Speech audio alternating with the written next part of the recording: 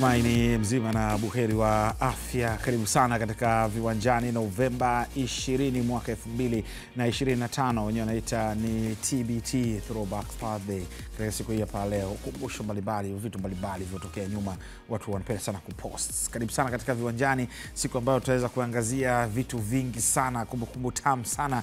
Kama ni TBT, basi tutaanzishia hapo kwa sababu mwaka 2022 nyota Pape Osman Sako alishinda taji la bao bora mwaka 2022, lakini sasa zamu hii imeangukia kwa Young Africans na si mwingine ni Clement Francis Mzize akishinda tuzo la goli bora wa mwaka kwa mwaka 2025. Tutakuja kuangazia hayo, lakini pia matayarisho ya Young Africans na hamasa kuelekea mchezo wao dhidi ya FAR Rabat siku ya Jumamosi, wakati hayo yakiwa ya Young Africans visiwani Zanzibar. Tutakwenda kuangazia pia wekundu wa Msimbazi Simba, matayarisho yao kwa ujumla wakijiwinda dhidi ya Petro Atletico ya Angola. Wakati hayo yakiwepo wakilishi wengine wa Tanzania katika michuano ya kimataifa, Azam Football Club akiwepo Kinshasa na matayarisho kwa ajili ya kujiwinda na Maniema Union, wakati kikosi cha Singida Black Stars dhidi ya Shabab Riyadh Belouizdad, Siad Ramovic dhidi ya Miguel Angel Gamon. Tutapata taarifa nzima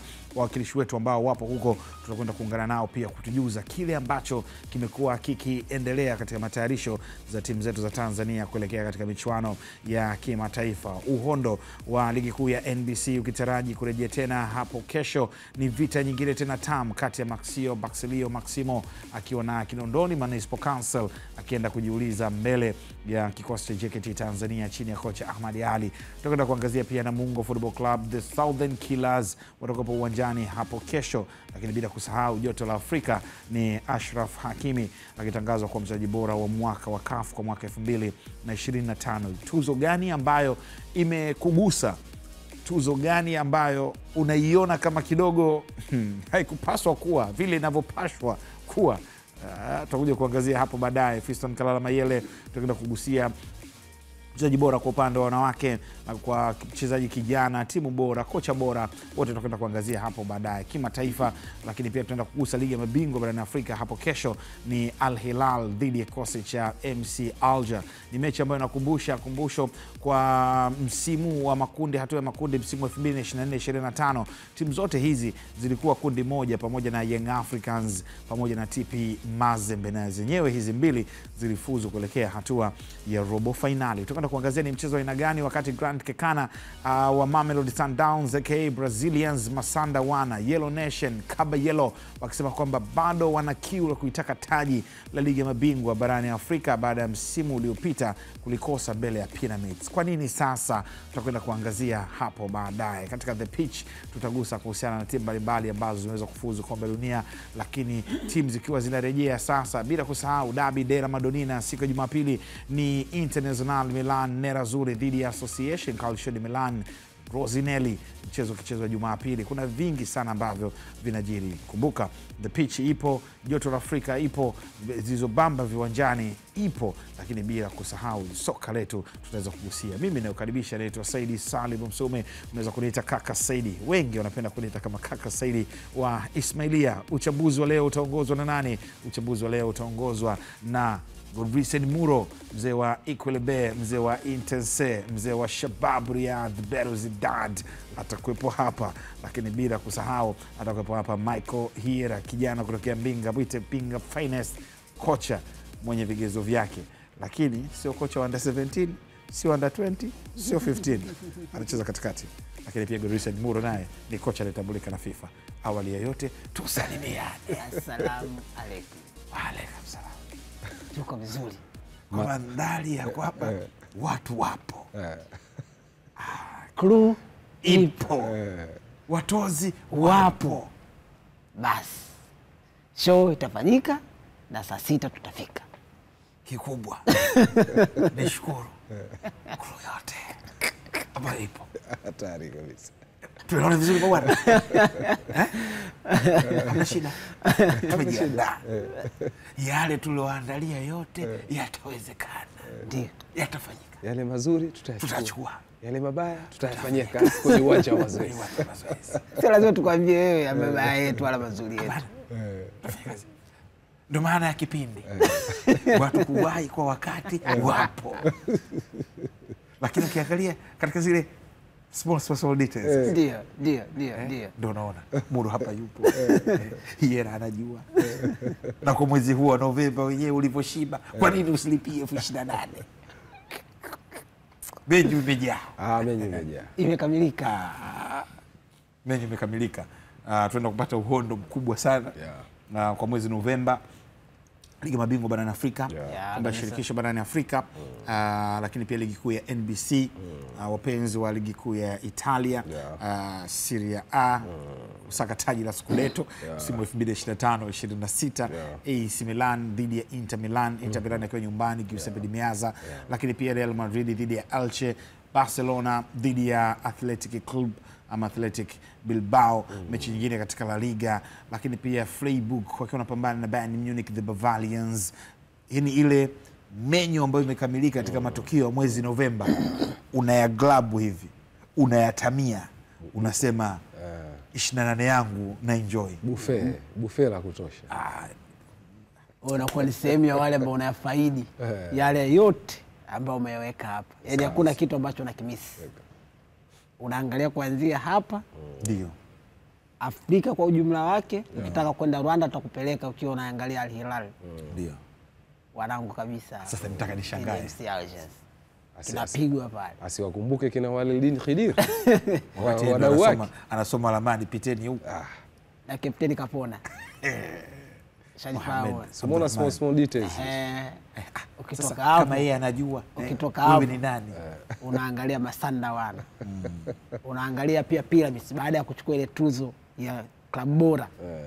Wanaenda Nigeria. Amini wanacheza dhidi ya vijana kutokea Nigeria pale. Rivers. Baada ya hapo unaenda Ulaya. Ligi zote hizo ambazo umezitaja hapo, zile bora kabisa duniani. Unaenda kuangalia kila ambacho unakitaka. Unaenda kuangalia Derby ya Milan, unaangalia Bundesliga, vyote unavipata hapo. Wewe 28 unavyoilipa, hakuna hata sehemu ambayo unaenda kujuta kwamba hii 28 yangu hii ni bora ningefanyia jambo lingine. Unasema sehemu ambayo nimeifix 28 yangu ni sehemu salama, kwa sababu unapata burudani kamili kabisa ya soka. Mimi ni nani sasa? Hapo Abisai anakuambia tu Muro hajafanya mazoezi na veterans wake. Wanaita nani wale? Kibo veterani? Baruti. Mbona unataja sana Kibo? Basi hapo Baruti. Si ndio walipoanzia au ilianzia wapi? Au ilianzia wapi? Ile veterani yenyewe. Veterani yenyewe ilianzia pale pale. Veterani bwana, vipi bwana? Na ndio timu ilipoanzia pia. Watu unaweka konga hivi na Rashid Hamisi anasogea. Mpinzani wake huyu hapa. Rashid Hamisi hawezi kwa kiungo bwana. Tuseme ukweli, kiungo ule pasi pala ifiki. Kila pasi back pass. Atakuwa kiungo wangu kweli, nilisaidia sana maisha kwenye mechi ambayo alicheza naye. Shukrani sana Michael Hiera pamoja na Godwin Muro. Tuanze kuangazia yale ambayo tumekusanyia katika soka letu kwa wakati huu hapa.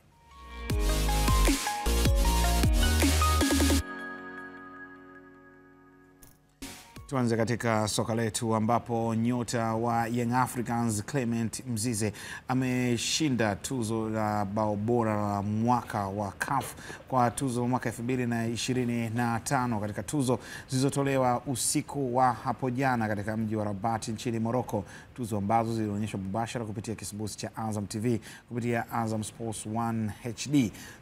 Nyota huyo mshambuliaji wa Young Africans Clement Mzize alifunga bao hilo dhidi ya TP Mazembe kwenye mchezo wa ligi ya mabingwa barani Afrika, mchezo ambao ulimalizika kwa Young Africans kushinda ushindi wa mabao 3-1. Katika tuzo hiyo Mzize amewashinda nyota Osama Lamloui wa RS Berkane ya Morocco na Jean-Claude Jimurgisha wa Al Hilal ya Sudan ambao waliingia kwenye fainali ya tuzo hizo. Mzize anakuwa mchezaji wa pili ndani ya ligi kuu ya NBC kushinda tuzo ya goli bora la mwaka usiku wa jana, huku Pape Osman Sako aliwahi kucheza Simba Sports Club aliwahi kushinda tuzo hiyo mwaka 2022. Nilipenda hii reaction ya wachezaji wa Young Africans.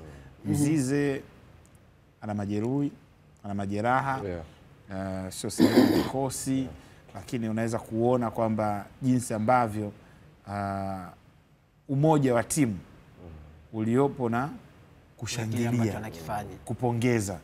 lakini pia hii inaweka alama kuhusiana na soka letu kwa Afrika kwa ujumla wake.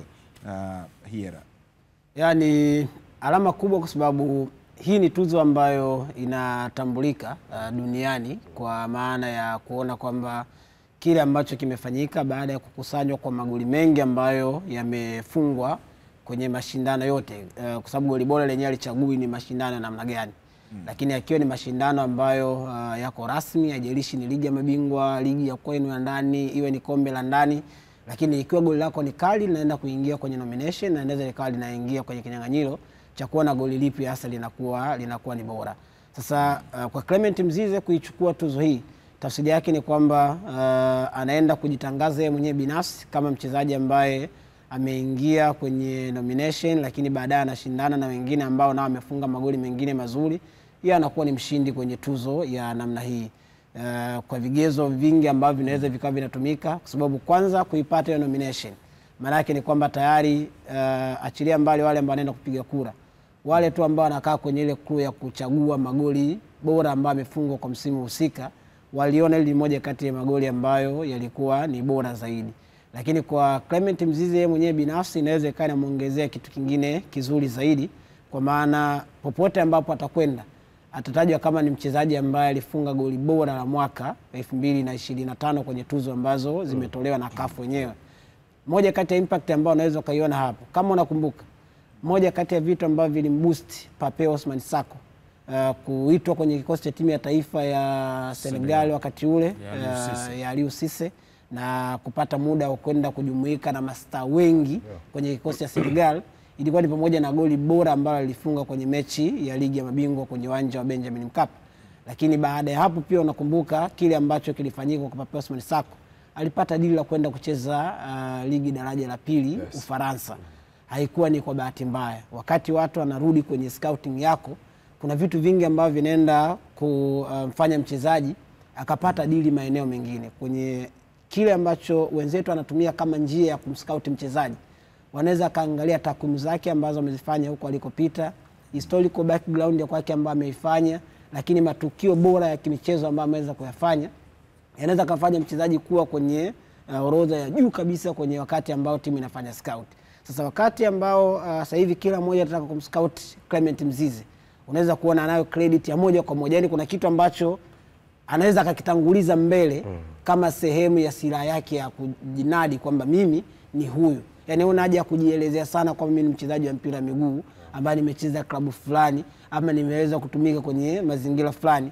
Akienda na hiyo nembo ambayo yuko nayo hapo kwamba mimi nina hold tuzo ya goli bora la mwaka, inaweza ikawa ni credit nyingine ambayo yeye anaweza akawa yuko nayo. Kwa ni moja kati ya faida kubwa ambayo Clement anaipata, lakini pia utapongeza kile ambacho yeye mwenyewe alikifanya kwenye kuscore goli la namna ile. Sawa. Tuangazie kuhusiana na takwimu za Clement Mzize kwa msimu wa 2024-2025 akiwa na Young Africans katika michuano ya ligi ya mabingwa barani Afrika. Alicheza katika michezo 4, alishiriki katika dakika 315, alifunga mabao mawili ambao mabao yote mawili aliyofunga dhidi ya TP Mazembe, moja hapo likiwepo hilo hapo ambalo ameweza kushinda tuzo. Jumla ya mashuti alipiga 13, mashuti aliyolenga lango yalikuwa ni 6, wakati mashuti ndani ya box yalikuwa ni 9. Muro. Yes, unaona ni wastani wa mashuti walao matatu katika kila mchezo, hasa yaliyolenga lango. Ni karakta ya moja kwa moja ya striker. Unaona mashuti ya nje ya box 4. Kikosi bora cha wiki kikosi bora cha wiki mara moja, na ndio hiyo wiki ambayo alifunga mabao mawili dhidi ya TP Saint-Gleba. Unaweza ukaona kwa takwimu hizi za msimu uliopita wa michuano ya Champions League, ukiachana na ligi kuu ambaye ndo aliongoza kwa upande wa klabu yake mabao 14, sio?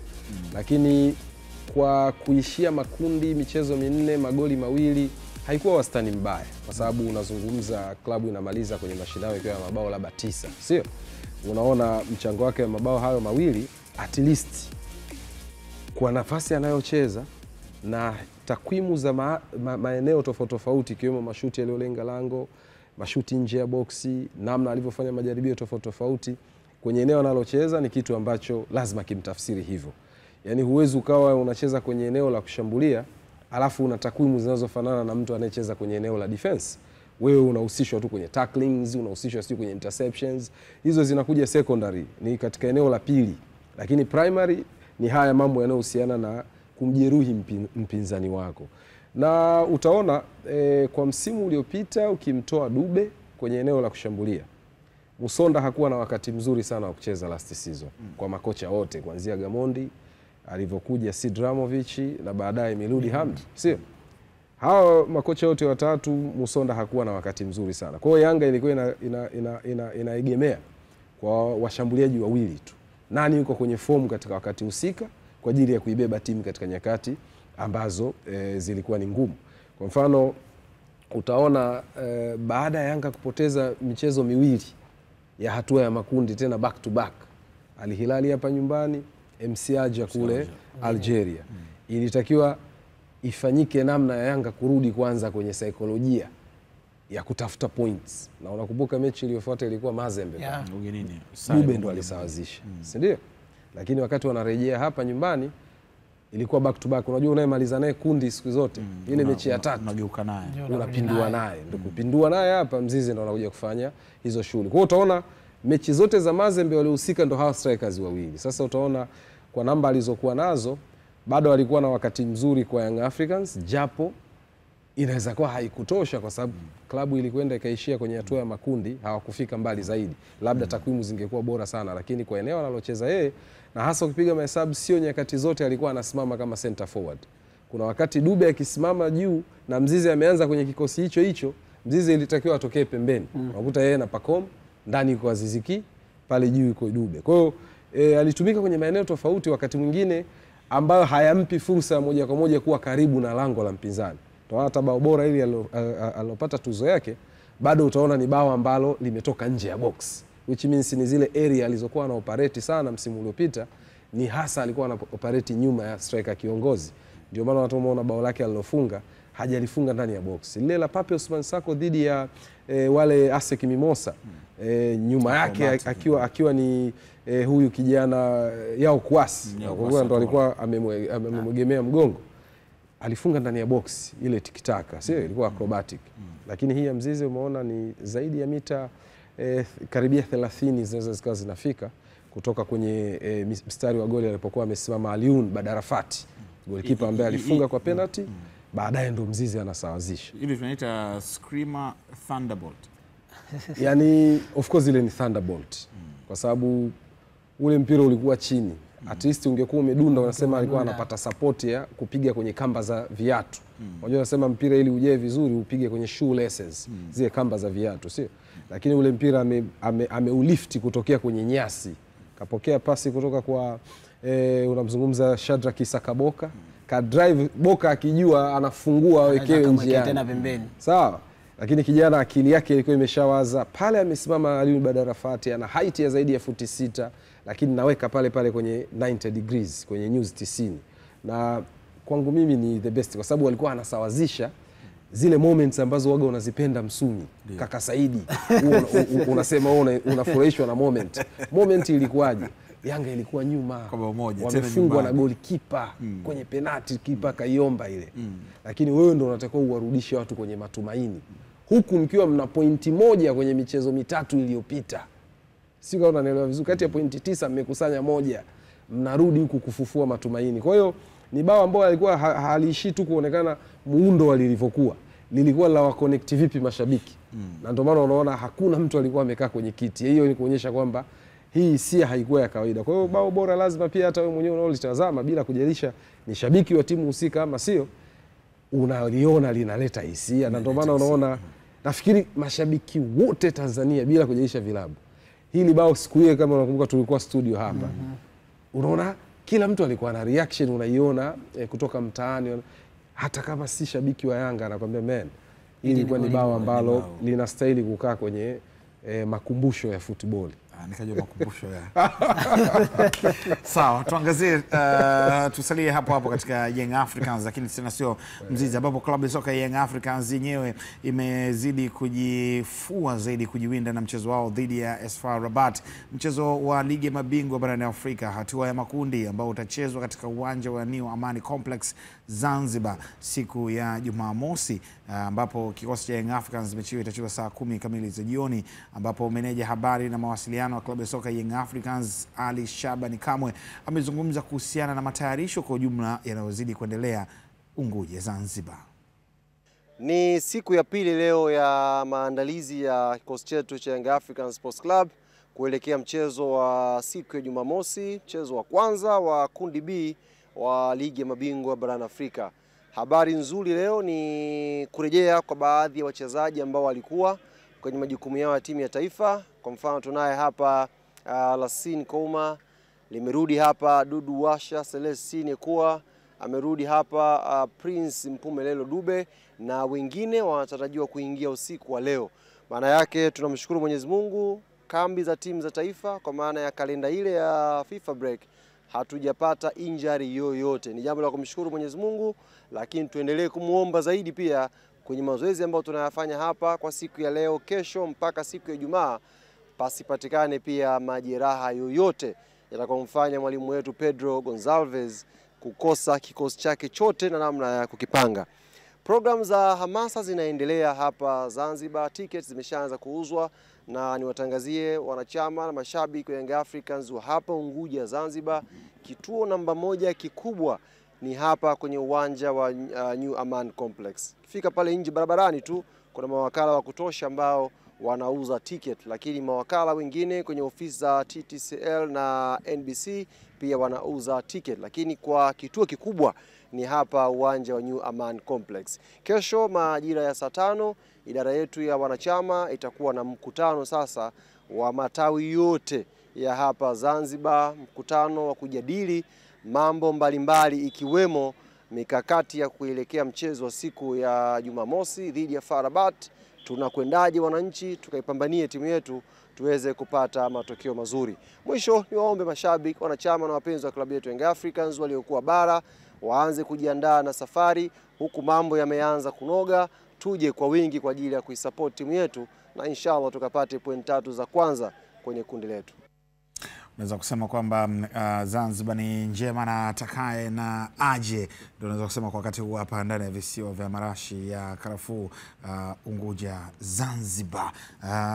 Young Africans na hamasa, lakini pia urejeo wa nyota mbalimbali, Prince Mpumelelo Dube, unaweza kuona kwamba wanarejea ambao walikuwa katika timu za taifa, Lassine Kouma, Celestine Kuwa ambao walikuwa Chad, mdogo mdogo wanajoin na timu kwa ajili ya matayarisho, na mwalimu hapa ndio anakuwa anafurahi kwamba anaona kwamba ile squad yake Gurisen Muro na Michael Hiera kwamba inatimia sasa, zile mbinu tuzifanye kweli vile inavyopaswa kuwa, kwa sababu mtu ukiwa mgonjwa ndio unapaswa kumpoza poza, lakini Tanzania ukiwa mgonjwa ndio ambao mtu unakuwa na mkaba. Sisi hapa vile inavyopaswa kuwa, inapaswa kuwa hivyo.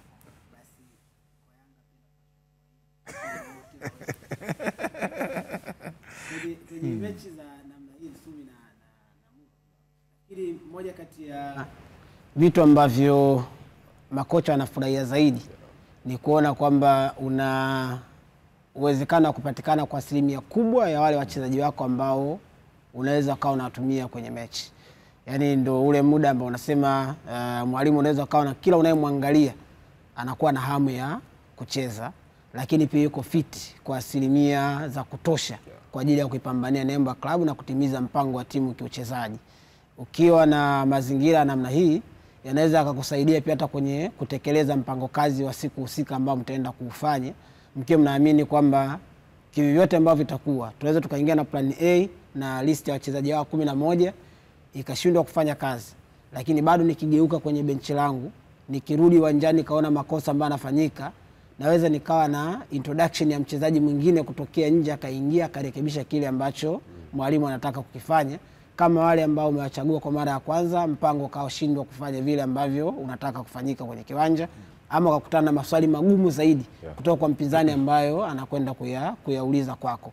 Kwa hiyo kwa Yanga kurejea kwa hawa wachezaji ambao wamewataja hapo ambao walikuwa na majukumu ya timu zao za taifa, na good luck ulikuwa unaona hapo kwenye warming up wengi wako pale wanafanya wanakimbia kwa usawa, maana yake ni kwamba availability yao kuelekea kwenye mechi inayofuata inaweza kaipo kwenye kiwango kikubwa, na mwalimu anaweza kawa anapata machaguo mengi ya kuona kwamba naweza nikaenda na squad ile ambayo ni fine kabisa kwa ajili ya kukabiliana na wapinzani kwenye mechi inayofuata. Muro, tunajua kwamba michezo ya hatua ya makundi inakuwa na turufu tofauti. Michezo hususan michezo nyumbani. Tuangazie kidogo kuhusiana na takwimu za Young Africans katika hatua ya makundi kwa msimu ambao uliisha 2024-2025. Alipata matokeo ya aina gani Young Africans pindi ambapo walishiriki katika hatua ya makundi? Kumbuka Young Africans alishia hatua ya makundi msimu uliopita akiwa na Siad Ramovic, ambapo Young Africans michezo yake mitatu alipata ushindi katika mchezo mmoja ambao ni dhidi ya TP Mazembe, ushindi wa mabao 3-1, lakini Young Africans pia alikubali kichapo katika mchezo wa kwanza dhidi ya Al Hilal, kichapo cha mabao 2-0, wakati mchezo wa mwisho dhidi ya MC Alger, kikosi ya Young Africans yeye alipata suluhu, mechi ambayo ilimnyima nafasi Young Africans ya kushindwa kuelekea katika hatua ya mtoano. Kama hayo unavyoona Muro, matokeo haya yanakwenda kumpatia nini kocha Pedro Goncalves katika hatua ya makundi, mchezo wake wa kwanza dhidi ya AS FAR Rabat? Kwa mtazamaji akiangalia anaona Yanga imeandikwa mara 3 ya kwanza, ikimaanisha mechi za nyumbani. Kumbuka haya ni matokeo ya mechi ambayo Yanga walikuwa nyumbani uwanja wa Mkapa. Inawezekana katika kitu ambacho kina waumiza kichwa Young Africans ni ile home ground advantage, faida ya uwanja wa nyumbani, kitu ambacho watani zao Simba Sports walitengeneza daraja zuri sana, ama waligonga muhuri wa nini maana ya kutumia uwanja wa Mkapa kuweza kufanya hesabu zako. Inaweza kuwa Simba kwa miaka mingi sana hivi karibuni ambao wanafanya vizuri kwenye mashindano ya CAF kwenda mpaka robo finali na kadhalika, kwa Mkapa mara ya mwisho walipoteza dhidi ya Giants wawili, dhidi ya Ahali, Ahmed Koka anawafunga 1-0 na Raja zile 3-0. Sivyo? Hamza Kaba. Sasa ukiangalia Raja na Ahali kweli unaona ile standard ilivyo. Lakini Young Africans moja ya vitu wanavyovifanya bora sana ni viwanja vya ugenini. Hivi unajua Young Africans tutakuja hapa siku moja tutaelezea michezo 20 waliocheza ugenini kwa misimu ya hivi karibuni. Wanatamba sana ugenini. Juzi tu Iliete ametoka kumfunga mabao 3. Marumo walimfungia kwao, Rivers walimfungia kwao, Usma walimfunga kwao finali. Sio? Klubu Afrikeni walimfunga kwao, Kaizer Chiefs mpaka kwenye mashindano yale ya Toyota walimfunga kwao. Kwa hiyo unaweza kuona nimeiona ni timu fulani iko free comfortable sana ugenini, lakini ikija nyumbani kuna pressure kubwa ambayo wanapambana kuiovercome, kuidhibiti isije ikajengeka kuwa ni mazoea. Sasa kwa matokeo ya msimu uliopita, hichi ndicho kiliwasababisha kwa nini wasiende makundi. Kwa sababu ukishadondosha tu alama 3 za mwanzo za Al Hilal, unaangalia naenda kuzifidia wapi? Lazima nikazifidie ugenini. Ni kweli walienda kuzifidia pale Nouakchott Mauritania. Bao la Aziz Ki 1-0, tuseme wakawa wameequalize. Kwa hiyo point iliyokuwa imedondokea nyumbani walienda wakaipata ugenini. Lakini ilihitajika baada ya ushindi wa Mazembe na zile 3 ambao tayari wameshazipata Mauritania waje wamfunge MC Alger, ili kumaanisha sawa, nyumbani tulipoteza 3, tunazipata 6 na zile tulizozifidia ugenini zingekuwa 9, of which ingekuwa tayari safari yao ya kuelekea katika hatua ya makundi. Ndio maana utaona waliishia pointi 8 kwa sababu ya hizo sare 2 pamoja na ushindi katika michezo miwili. Lakini mechi iliyopoteza ugenini ile ya MC Alger kule wanasema ni fair, unakwenda katika uwanja ambao watu wako nyumbani, wana kila methods za kuweza kudili na wewe wakapata ushindi. Lakini moja kati ya vitu wanapaswa kuvifanyia msimu huu kutorudia makosa ya msimu uliopita, bila kujalisha uzito wa timu zilizopo kwenye makundi yao. Ahali yupo, AS FAR Rabat yupo, Jeunesse Sportive Kabylie yupo, lakini Yanga wana uwezo wa kuamua pointi 9 wanazichukua vipi, ama 7 za nyumbani. Hasa katika soka la Afrika ambapo bado tunaamini uwanja wa nyumbani una factors nyingi, kuanzia hali ya hewa, maandalizi binafsi, mpinzani wako anavokuja kwa gia ipi, unajua namna gani ya kudili. Kwa nafikiri kwa msimu huu sidhani kama ni kitu ambacho kitakuwa cha busara sana kuzidondosha pointi 3 zile za nyumbani za mechi za awali? Upo? Nipo naye. Naitwa Jeunesse Sportive. JS Kabylie. Kabylie. Sikia mtu bingwa kabisa. Nala kabisa. JS Kabylie, Jeunesse Sportive. Na Shabab Riyad Belouizdad. Kashaanza kuniua. Sawa, tuangazie sasa FAR Rabat akija hapo muda utasikia Association Sportive alafu ile pale inapigwa pale Forces Loyales. Forces Armées Royales. Unaona mambo sasa hapo ndio Abisai anakuambia huyo ndio bora. Ndio hapo wakati ambao utakuja na ile timu yako ya jana kula sawa. Utahitajaje ile timu unahitajaje? Simekuja. Ukule bado? Bado. Itaje kwanza. Sawa, tuangazie kuhusiana na viwanjani leo inatazama kuhusiana na rekodi tamu za FAR Rabat ya Morocco katika mechi 3 za makundi katika msimu uliopita. Timu hiyo ya Morocco haikupoteza mchezo wowote katika hatua hiyo, jambo ambalo linafanya mechi ya Jumamosi kuwa ngumu sana. Tuangazie mechi 3 za ugenini za FAR Rabat. Matokeo yao huwa wanapata matokeo ya aina gani? Wao wamepata ushindi katika mchezo mmoja, walikwenda sare katika michezo miwili, lakini hawajapoteza mchezo wowote. Magoli ya kufunga, walifunga magoli 4, walifungwa magoli mawili. Hizo ni takwimu za ugenini katika ligi ya mabingwa msimu 2024-25. Kundi lao walikuwa Maniema Union, walikuwa Mamelodi Sundowns, walikuwa na Raja na Casablanca, na mwisho wa siku walitinga na kuelekea katika hatua ya robo finali ambao walikumbana na Pyramids kichapo ugenini cha mabao 4-1, wakaja nyumbani wakashinda mabao 2-0. Miongoni mwa mechi ambayo siachi kuzitaja kama ilikuwa ni mechi moja tamu sana, ile ya pili ile 2-2. Na tuangazie matokeo yao ambayo waliyapata katika hatua ya makundi, ambapo mechi ya kwanza walipata ushindi ugenini dhidi ya Raja Casablanca mabao 2-0 kabla ya kucheza na Maniema Union ambao walitoka sare bao 1-1, na kisha wakaenda kupata sare ugenini dhidi ya Mamelodi Sundowns aka Brazilians Masanda Wana Yellow Nation ama Kaba Yellow, sare bao 1-1. Kitu pekee ambacho wanakupatia FAR Rabat, lazima watafunga bao. Watakulazimisha wafunge bao, alafu mwisho wa siku wewe upate shida ya kuja kulikomboa. Lakini pia hilo bao wanaweza kalilinda likazalisha kuwa ushindi kwao na alama 3. Uhakika wa timu kupata goli ugenini kwenye hatua ya makundi ni moja kati ya vitu chanya sana ambavyo timu inaweza ikawa inajivunia navyo, kama ambavyo FAR walikuwa nacho kwenye msimu uliopita. Wakati wanaanza tu dhidi ya Raja walipata ushindi wa magoli 2-0.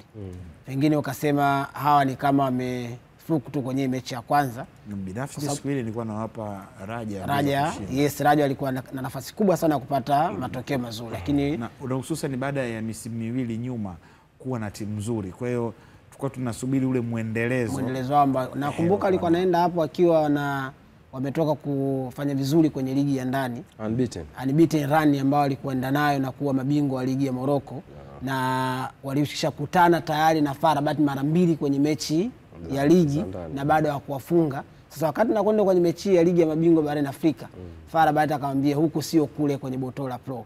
Hii ni michuano mingine ambayo ni tofauti kabisa na ile ambayo tulishindwa kufunga, iwe ni nyumbani ama ugenini. Kwa wakaenda hapo wakaonesha tofauti, wakapata ushindi wa magoli 2. Kwenye kundi lao pia uwepo wa Mamelodi Sundowns, moja kati ya timu ambayo inawezekana tu wakawa nafungwa zaidi na mafanikio ya moja kwa moja ili kuchukua mataji, kwa sababu kitu pekee ambacho wanajivunia wao ni taji la 2016.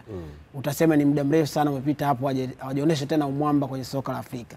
Lakini timu yoyote inapokwenda kucheza dhidi ya Mamelodi Sundowns, tahadhari zinakuwa ni nyingi zaidi, hasa unapokwenda kwenye uwanja wao wa nyumbani.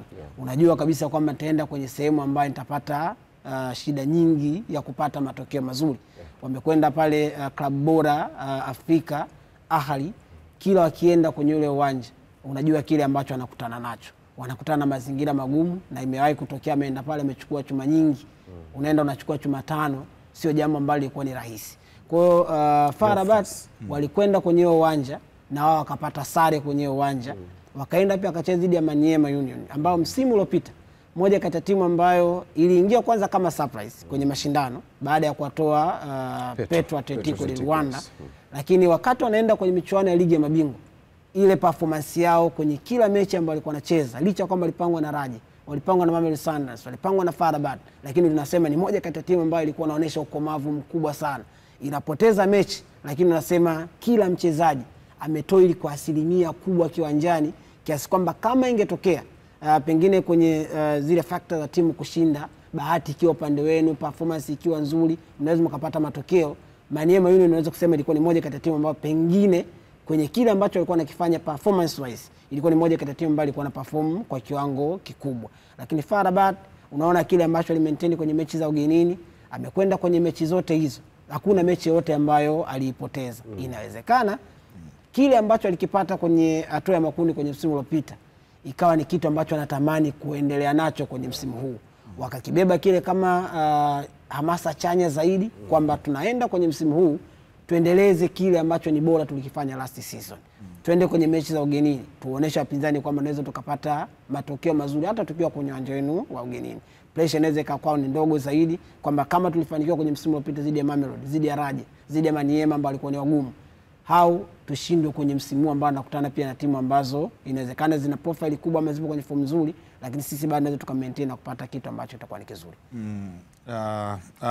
Mwisho wa siku pia tukisalia hapo katika Young Africans, unaweza kuona kwamba jana pia walizindua jezi zao, tutakuja kuziangazia hapo baadaye, lakini kwa sasa twende tukaangazie kuhusiana na kikosi cha Azam Football Club, ambapo Azam Football Club wenyewe wamewasili jana Kinshasa nchini Kongo kwa ajili ya kujiandaa na mchezo wao dhidi ya Maniema Union ya huko, ukiwa ni mchezo wa hatua ya makundi ya kombe la shirikisho barani Afrika. Na wakati huo hapa tunaungana na mwenzetu Musa Kawambwa ambaye yupo katika mji wa Kinshasa nchini Kongo kwa ajili ya matayarisho ya kuelekea mechi kati ya Maniema Union dhidi ya Azam Football Club. Musa, habari za DRC na tunasemaje, bonjour ama comment ça va?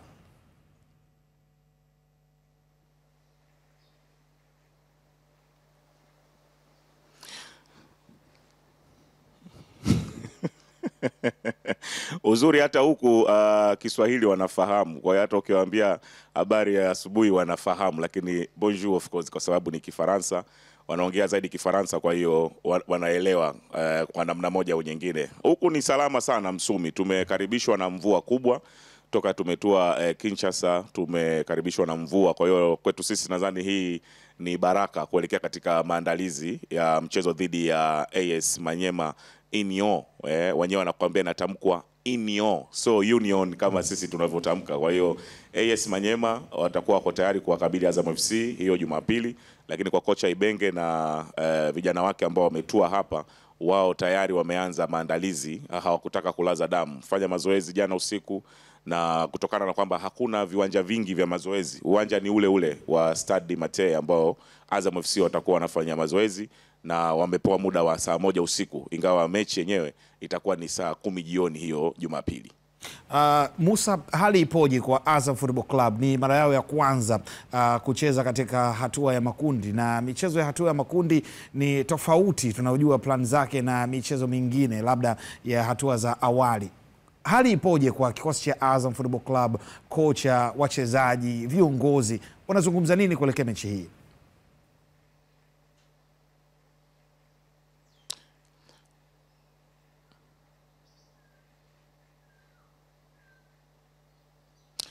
Nimepata bahati ya kuwa na kikosi cha Azam katika hatua zote toka wamekuwa pre-season mpaka sasa. Ukitazama kwenye zile hatua za awali mpaka kwenye hatua ya makundi, unaona kila stage Azam FC wanabadilika, yani moto unabadilika. Hapo awali watu hawakuamini kama hata Azam FC wataingia hatua ya makundi, lakini kwa sasa unaona kabisa kiu ni kufika robo finali, kufika nusu finali, ikiwezekana hata kufika finali na kulichukua kabisa ile taji.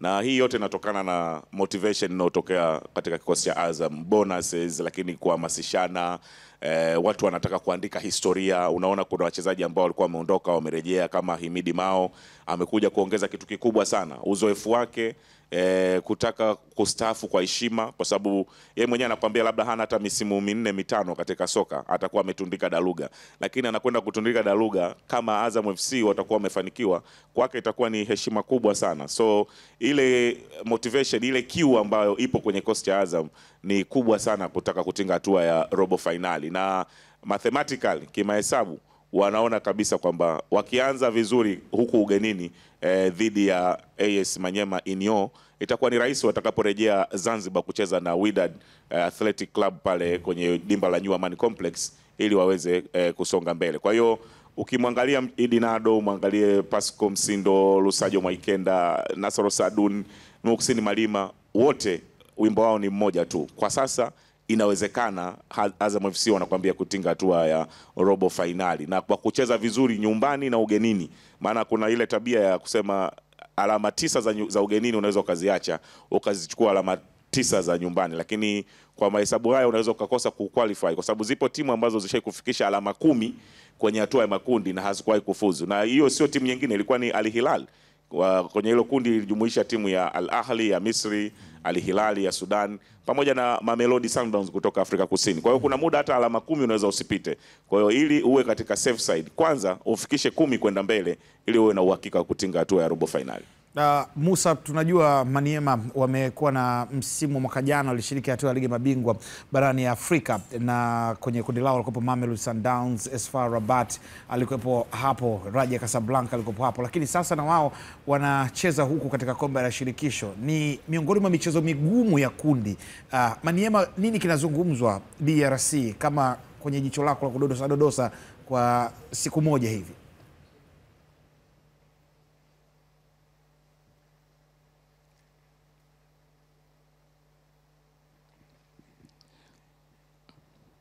Nilipata nafasi ya kuzungumza na mmoja kati ya wadau wa soka hapa Kinshasa, Thomas Mpusulo, ambaye yeye amekuwa akifuatilia, na kitu ambacho anazungumza ni kwamba kuna advantage ambayo Azam FC wataipata.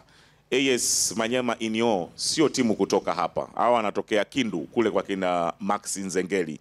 Kwa hiyo wanatoka mbali sana, na Kindu mpaka Kinshasa unaweza kana ni kama vile ukubwa wa kutoka Zimbabwe mpaka Tanzania, kwa sababu Kongo ni nchi kubwa sana, yani DRC umbali wake ni mkubwa sana. Kwa hiyo wanatoka mbali, hawatokei hapa Kinshasa. Hata mashabiki jana, mashabiki wengi wa AS Vita walikuwa wanaonekana kuisapoti Azam FC kutoka uwanja wa ndege mpaka huko tulipofikia Gombe, wanaonekana wanaisapoti Azam FC, na kuwepo tu kwa Kitambala Bola pamoja na Ibenge wanahisi kwamba hawa ni watu wao, kwa sababu Ibenge amecheza sana hapa katika eneo hili la Kinshasa akiwa na AS Vita, alikuwa kocha wa AS Vita kwa muda mrefu. Kwa hiyo kuna ile support ambayo Azam wameanza kuipata kutoka kwa mashabiki wa AS Vita ama wadau ambao wako hapa Kinshasa. So utegemei kuona mashabiki wengi wa Manyema Inyo wakitoka Kindu kuja mpaka hapa kutokana na hali ya uchumi tunafahamu, lakini Kongo kama nilivyokuambia ni kubwa sana. Yani hiyo foleni yake, kwa mfano hapa Kinshasa unaweza ukakaa kwenye foleni saa 4, 5, 6. Hizo vurugu hizo zote kidogo zinakwenda kuwapa disadvantage AS Manyema Inyo. So utakuwa ni mchezo mzuri, utakuwa ni mchezo wa ushindani ukizingatia ubora wa wachezaji waliokuwa nao AS Manyema. Una mchezaji anaitwa Ndombele, anatajwa kweli kweli, mmoja kati ya wachezaji versatile za kucheza beki, watu walimuona kwenye chani, na hodha yule anaweza kucheza kama namba 6, lakini wana quality katika kila sehemu. Na AS Manyema wanasema wao wanakwenda kujiuza. Kujiuza kwa maana gani? Kwamba wanakwenda kucheza ili waonekane katika hivyo vilabu vikubwa. Msimu uliopita walifanya vizuri, baadhi ya wachezaji wao wakina Kibisala na nani wameondoka kwenda kwenye timu nyinginezo baada ya kufanya vizuri katika michuano hiyo ya Ligi ya Mabingwa barani Afrika. So hili ni kwao ni kama vile soko, ni sehemu ya kwenda kujitangaza ili waweze kupata vilabu vikubwa zaidi, especially Tanzania, kwa sababu wanaamini sasa hivi katika ligi bora, basi ukanda wa Afrika Mashariki na Kati, Tanzania ni ligi bora sana, na kama wanacheza dhidi ya timu ya Tanzania ni sehemu sahihi ya kwenda kujitangaza. Muru ana swali lake hapa kuhusiana na wewe, najua utaki usije ukasema nakuletea zawadi. Swala la football. Swala la football Muru. Ya, nafikiri ni kama amejaribu kulielezea, lakini kwa nataka nipate faida ya uwepo wa Jean Florent Ibenge ndani ya Azam FC na mazingira ya Kongo anayafahamu, hasa uwanja wa Stade Martyr na namna ambavyo inaweza ikawa faida kubwa sana kwa Azam, kwa sababu Ibenge kwa namna moja ama nyingine anaifahamu sana Kongo na tamaduni za wachezaji wa Kikongomani.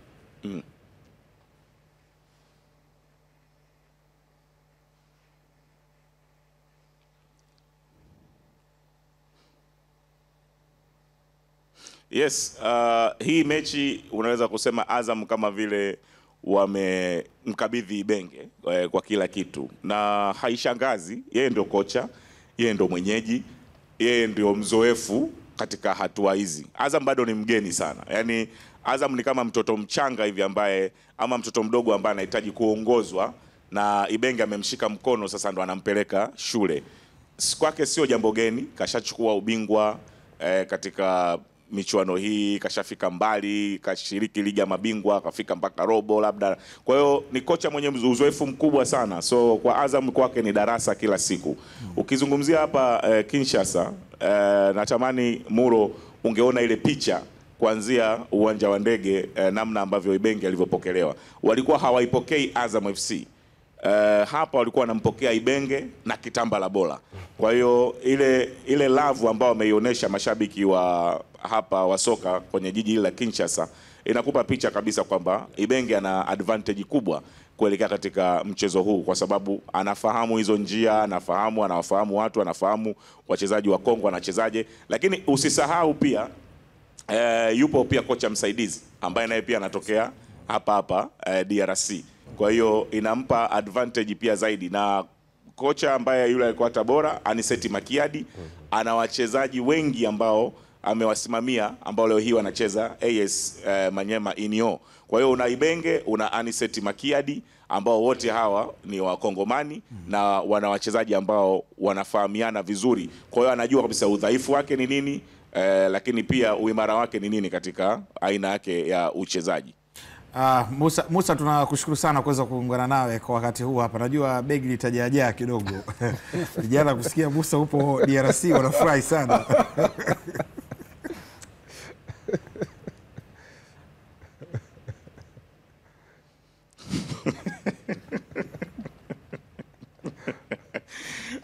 Shukrani sana Msumi.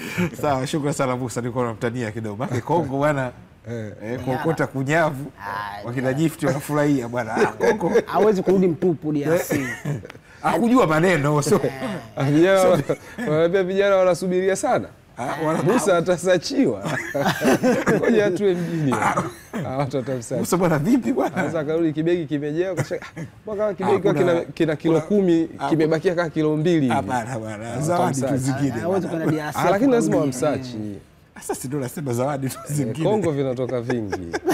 Sawa, tukitoka hapo, shukrani sana mwenzetu Musa Kawambo ambaye yupo DRC ambaye tumeweza kuungana naye, ametupatia vile vitu ambavyo vinavyoendelea hivi sasa, hali ya mvua na kadhalika, jinsi ambavyo pia Florent Ibenge alivyokuwa anapokelewa hapo jana. Jana pia Young Africans walizidua jezi zao kwa ambazo zitatumika kwa ajili ya msimu huu wa ligi ya mabingwa barani Afrika katika hatua ya makundi, na uzuri pale akija mwenzetu katika Zilizobamba Ali Bakari Mufti, najua tutapita nazo jezi kwa ajili ya kuweza kuziangazia na zijua mapokeo yapoje mtandaoni na kadhalika. Lakini kwa sasa twende tukaangazie wekundu wa Msimbazi Simba, ambapo kikosi cha Simba Sports Club kimezidi kujiwinda na mchezo wao wa kimataifa wa michuano ya ligi ya mabingwa barani Afrika, ambapo watapambana na kikosi cha Petro Atletico ya nchini Angola. Kumbuka mchezo huo utachezwa katika uwanja wa Benjamin Mkapa Jumapili saa 10 kamili za jioni. Kikosi cha Simba kinanolewa na meneja mkuu wa kikosi hicho Dimitar Pantev akisaidiwa na kocha msaidizi Suleiman Abdullah Matora, Juan Sebastian Veron, ambapo kikosi hicho cha Simba kimeendelea na hamasa kuelekea mchezo huo, ambapo chini ya meneja habari na mawasiliano Ahmed Ali, ikiwa leo ni siku ya 4 wakipita kwenye maeneo mbalimbali kuzungumza na mashabiki wa Simba na wa Tanzania kwa ajili ya kwenda kuwaunga mkono siku ya Jumapili. Kispika imekuwa ni jadi. Ndio. Na jadi huwa inaenziwa. Lazima tuienzi. na inakuwa ni inawezekana ikawa inaelekea kwenye kuifanya kama nembo ya klabu na utamaduni wao pia kwenye kila ambacho atakuwa anakifanya, hasa pale ambapo wanahitaji mashabiki, wanachama pamoja na wapenzi wa mpira wa miguu kujua nini ambacho klabu inakifanya kwa wakati husika. Kwa kile ambacho Simba amekifanya kwenye kuitengeneza hamasa nzuri na kubwa kuhusiana na michuano ya ligi ya mabingwa barani Afrika, ni moja kati ya jambo ambalo limeifanya pia klabu ya Simba kuwa nominated kama klabu ambayo linavyofika kwenye swala la hamasa ya mashabiki, kujitokeza kwa mashabiki kwenye mechi ambazo Simba anacheza, Simba kuzungumzwa katika mazingira chanya zaidi kwenye kila ambacho anafanya, hasa kwenye upande wa mashabiki, imekuwa sio jambo ambalo linabakia kuwa ni geni kwa upande wa Simba Sports Club. Inawezekana hiyo hali pia inawapa deni wachezaji wengi pamoja na viongozi, ukijumuisha pia benchi la fundi la Simba, kuona kwamba matamanio na matumaini ya wana Simba ni kuona kwamba Simba inafanya vizuri zaidi, ili hata ile hamasa zinavyoenda kufanyika linabakia kuwa ni jambo ambalo linakuwa rahisi zaidi. Unajua mpira wa miguu wakati mwingine kama timu inafanya vizuri kwenye issue ya hamasa, inaweza ikawa ni rahisi sana kwa wale watu ambao wanafanya hiyo kazi kuifanya kwa wepesi zaidi. Lakini inakuwa ni ngumu kuipeleka hamasa kwa watu ama kwa mashabiki katika wakati ambao timu inafanya vibaya kwenye performance kwenye kiwanja. Timu ikiwa na perform vizuri, inakuwa ni rahisi kwamba unaenda kuwapa mashabiki bidhaa yako ambayo unaenda kuitangaza. Inakuwa ni rahisi kwao kuweza kuipokea. Kwamba leo hii tunaenda kuiangalia Simba Sports Club kwenye mechi za ligi ya mabingwa. Mimi kama shabiki nikija uwanjani, kazi zangu zinakuwa ni mbili: kuzomea pamoja na kushangilia. Kwa sababu pale unaacha hiyo haki ya kuwa mwanachama na vitu vingine. Kwa sababu nimekuja kama shabiki, mimi nitakuwa na maeneo mawili tu. Utakapopatia naweza nikakushangilia, kuna wakati utakosea, ndio ile unakuta watu wakishatoka uwanjani, akitoka nje, kila mtu anakuwa na neno lake ambalo anazungumza, pale ingefanyika hivi, ingefanyika hivi. Kwa sababu ndio haki yake ambayo inabakia kuwa hapo. Lakini ukiwa na bidhaa nzuri sokoni, inakuwa ni rahisi kwenda kuiuza kwa mashabiki, na wao wanaipokea, wanaweza akalipa bei yote ambayo wanataka kununua bidhaa hiyo, ambayo ni mpira mzuri pamoja na matokeo mazuri ambayo klabu itakuwa inaipata. Na tuangazie kuhusiana na wapinzani wao Petro Atletico ya Angola. Wenyewe takwimu zao zipoje kwa michezo ya ugenini, kama ambavyo walishiriki katika msimu wa ligi ya mabingwa barani Afrika msimu 2023-24? Katika mechi 3 za ugenini walipata ushindi katika mchezo mmoja, walikwenda sare katika mchezo miwili. Hawakupoteza mchezo wote, magoli ya kufunga ni mawili, lakini hawakufungwa bao lolote. Na katika michezo ambayo Atletico di Luanda ambayo walicheza hiyo mitatu, unaweza kujiuliza walicheza na nani? Walicheza na Etoile du Sahel ya Tunisia, walipata ushindi wa mabao 2-0 ugenini, lakini walipambana na Esperance de Tunis, wakaenda nao suluhu, kisha walikwenda suluhu dhidi ya Al Hilal Omdurman. Kwa hiyo unaweza kuona kwamba kwanza timu ambazo walikutana nazo, lakini pia aina matokeo ambayo wameweza kuyapata, lakini bila kusahau kwamba huu ni msimu 2023-24. Godfrey Muro. Ya, ni kweli. Ulaya inatokea mara chache sana timu za kutoka shirikisho moja ama nchi moja kuwa kwenye kundi moja. Lakini Afrika inatokea sana. Al Hilal na Al Merreikh washaikuwa kundi moja. Lakini msimu huu wa 23-24 timu mbili kutoka Tunisia zilikuwa kundi moja na Petro Atletico. Hao ni Esperance Sportive de Tunis, lakini Etoile Sportive du Sahel, ES Sahel, ndio walikuwa kundi hili pamoja na Al Hilal. Tena kama unakumbuka, Al Hilal mechi yake ya kwanza dhidi ya Esperance alifanya kwa Mkapa. Uwanja wa Mkapa Tanzania, sio? Kwa hiyo Petro Atletico, rekodi hizi ambazo watozi wetu wametuletea ndio rekodi bora za msimu ambao alikuwa nao kwenye makundi, kwa sababu ukiacha tu mechi za ugenini ambao hakuruhusu bao lolote. Kwanza mechi 6 zote za makundi hakuruhusu bao. Alikuja kuruhusu bao kwenye robo finali, tena mchezo wa pili kule kwao Angola dhidi ya Mazembe. Unakumbuka Mazembe 23-24 ilicheza paka nusu finali, wakaondolewa na Ahali, ambao Ahali alikwenda paka kuwa bingwa, sio? Kwa hiyo utaona alikuwa na rekodi bora sana. Kabla ya kuzuiliwa na AS Manyema Union msimu uliopita wasiende kabisa makundi Petro Atletico, msimu wa nyuma yake alikuwa na perfect record, rekodi iliyokuwa imetimia, kwa sababu ugenini, nyumbani hakuruhusu bao lolote. Alikuwa na defense iliyokuwa the best kweli kweli. Hawa kina Vidinho, kina Kinito walikuwa kwenye performance ya kiwango cha juu sana. Sasa ni Petro Atletico ambao haijabadilika sana. Unajua bahati mbaya ni kwamba, ama tuseme bahati nzuri, timu za Angola zinakaa muda mrefu na kundi kubwa la wachezaji ambao wana rotate msimu baada ya msimu. Na kundi kubwa la wale wachezaji waliokuwa kwenye msimu huo bado wameendelea kusalia kwenye kikosi. Kina Eddie Afonso hao, kina golikipa Hugo Marques, kundi hili la kina Vidinho, kina Kinito, wengi bado wako kwenye kikosi chao. Shukrani sana Godwin Muro, mzee wa Ikwelebe Itanse. Lakini sana sana utasikia Shabab Riyadh. Belouizdad. Hatari kabisa. Mtu Hunio Sportive. Mulutia de Club. Shukrani pia kwa Michael Hiera. Bado tupo nayo katika soka letu. Tukirejea kuna mengi sana kuweza kuyaangazia kuhusiana na Singida Black Stars, urejeo wa ligi kuu ya NBC, lakini bila kusahau masuala mbalimbali tutakuja kugusia hapa. Mimi ni Saidi Salim Msume, kaka Saidi. Tuende mapumziko mafupi kisha tutarejea.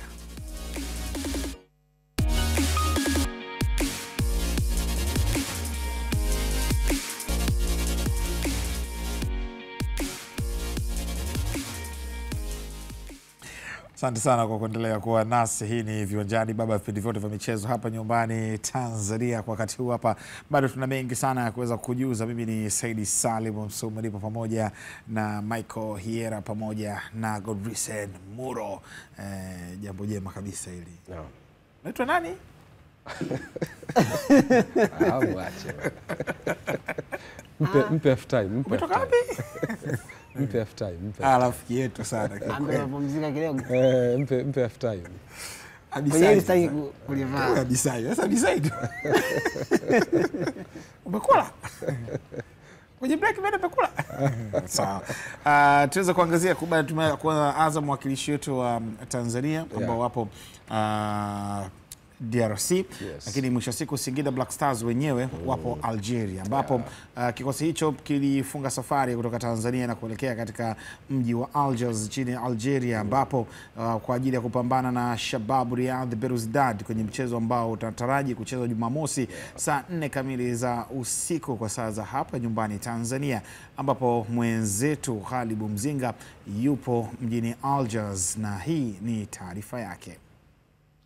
Bwana, leo ni siku ya pili katika taifa hili la Algeria, katika jiji la Algiers, na ni siku ya pili kwa msafara mzima ambao uliambatana na kikosi cha Singida Black Stars ambao wako hapa kwa ajili ya mchezo wa kombe la shirikisho Afrika kati yao dhidi ya CR Belouizdad. Mchezo huo utapigwa siku ya Novemba 22. Siku ya kwanza kufika, kwa maana ya jana, kikosi kiliingia hotelini moja kwa moja kwenye hoteli ya Golden Tulip, lakini hawakufanya mazoezi kwa sababu muda ambao wamefika ulikuwa umekwenda sana. Lakini leo walifanya mazoezi mepesi katika session ya gym katika hoteli ambao wamefikia. Ni wastani wa kilomita 1 kutoka hoteli ambao wamefikia na ulipo uwanja huu.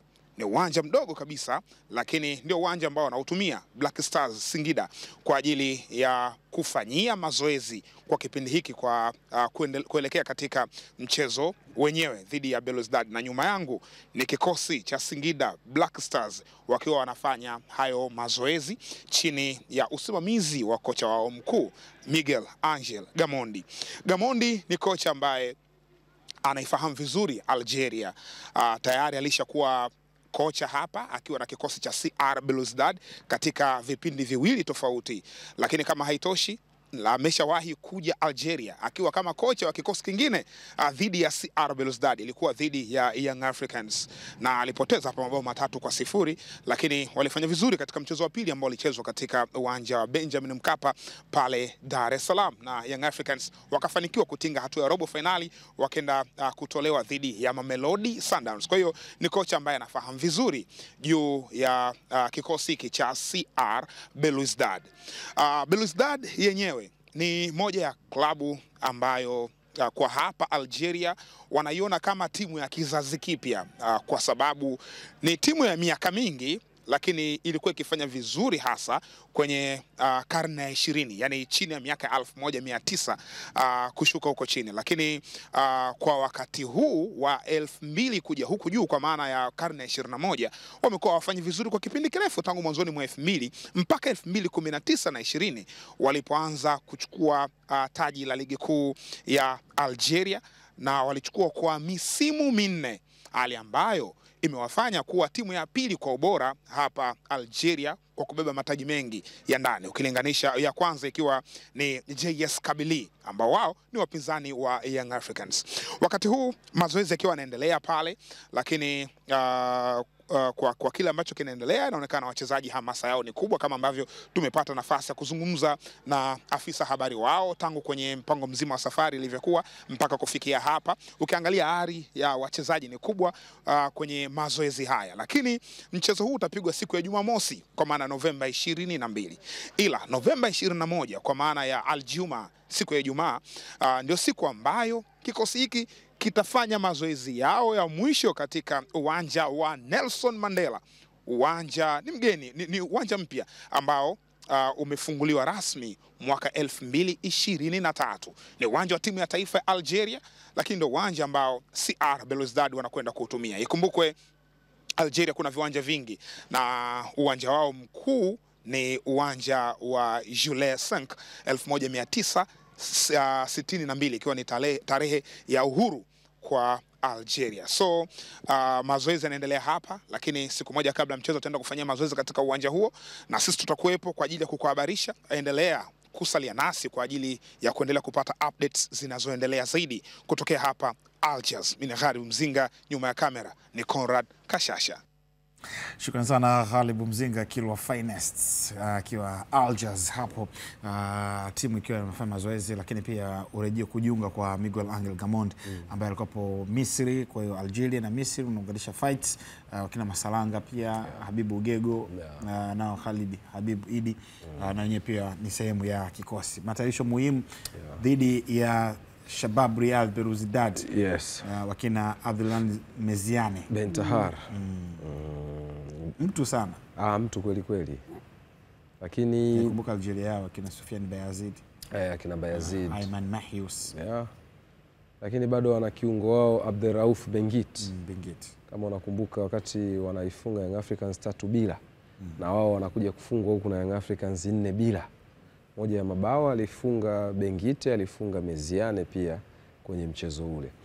Nafikiri Belouizdad inawezekana msimu ambao ulikuwa na ndoto mbaya sana ni msimu uliopita, kama unakumbuka vizuri, kwa sababu hawakuwa na performance yoyote ya kuridhisha.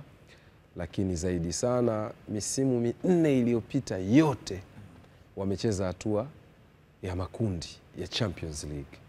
This time wamedondoka huku ni kwa sababu hawakuwepo hata top 4 ya ligi yao. Unajua watu wanaiona Belouizdad wanafikiri ilikuwa ni top 4. Wao ni kwa sababu walikuwa mabingwa wa kombe la Algeria, kwa mfano sana Algerian Cup, kama vile kombe la shirikisho kwa huku CRDB. Yes, kwa sababu top 4 yao ndio ilikuwa na kina Kabylie, MC Alger, kina Usma na kina JS Kabylie hao.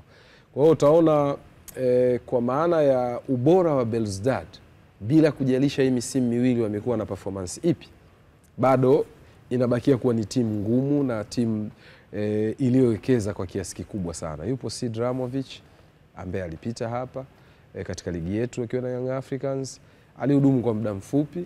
Inawezekana uzoefu ambao alikuwa na uhitaji msimu uliopita ulikuwa ni muhimu sana, sababu mechi zote 6 za Young Africans za hatua ya makundi alikuwemo, which means ndio ilikuwa michuano yake ya kwanza kama kocha kuiongoza klabu kwenye michuano ya ligi ya mabingwa barani Afrika kabisa. Sasa huo ndo anauchukua yeye kama kocha as a person kwenda nao msimu huu kama kocha, lakini anakutana na timu ambayo tayari ilishatengeneza uzoefu wake binafsi wa muda mrefu. Belouizdad tunazungumza ndio mabingwa wa pili wa kihistoria kwa ubora katika soka la Algeria, vikombe 10 vya ligi nyuma ya JS Kabylie mwenye vikombe 14.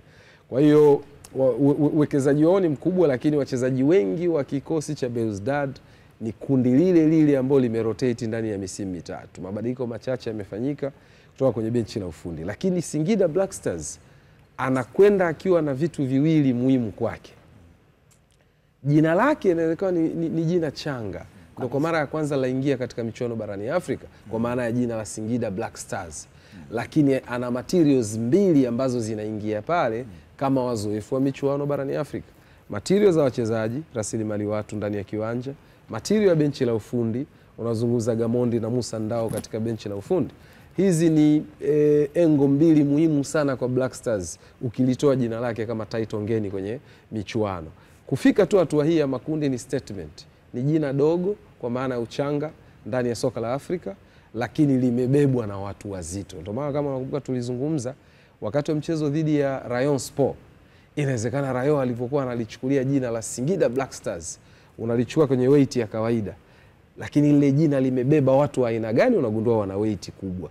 So utaona hili kundi la kina Aucho, akina Chama, zungumza kundi la kina Gamondi, hili ndio Black Stars yenyewe ambao utasema ukiivalisha jina lingine lolote, wape labda jina la Aseki Mimosa, ukipenda waite hata Senti Elwalu Popo, waite hata kama ikiwezekana Chizesco, kwa materials zilizopo bado utaona ni timu ambayo inatisha kwa kiwango chake. Lakini sasa dhidi ya Belouizdad ambaye alishawahi kupata matokeo pale nyumbani dhidi ya Ahly msimu waliokuwa kundi moja na Young Africans. Kashawahi kupata matokeo dhidi ya Young Africans.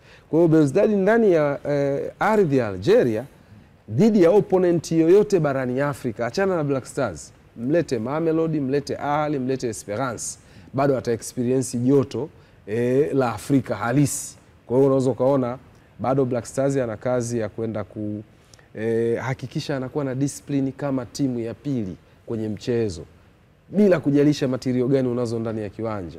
Anacheza na timu ambayo kwa vyovyote vile, hata hizi timu zinazozungumza kubwa ambazo zina historia barani Afrika, bado zikicheza na Belouizdad pale nyumbani, utaona haiwi mechi rahisi kwa kiwango hicho. Sawa, yes. Haiwi mechi rahisi kwa kiwango hicho. Tukaangazie taarifa zingine kwa wakati huu hapa, ambapo ligi kuu ya wanawake mzunguko wa pili umeendelea tena hapo jana kwa mechi mbili kupigwa, ambapo Simba Queens wakiwa katika uwanja KMC Complex ilibuka na ushindi wa mabao 3-0 dhidi ya Bunda Queens na kujikita kileleni mwa msimamo. Simba Queens imeshinda mechi zote mbili za ufunguzi wa ligi hiyo kufikisha alama 6 na magoli 7 ya kufunga ikiwa kileleni mwa msimamo. Nao Alliance Girls iliibuka na ushindi wa bao 1-0 dhidi ya Siasia Queens kwenye mechi iliyopigwa Nyamagana jijini Mwanza. Hiyo ni kwa upande wa ligi kuu ya wanawake. Kiukweli ni ligi ambayo mimi binafsi nafurahishwa nayo,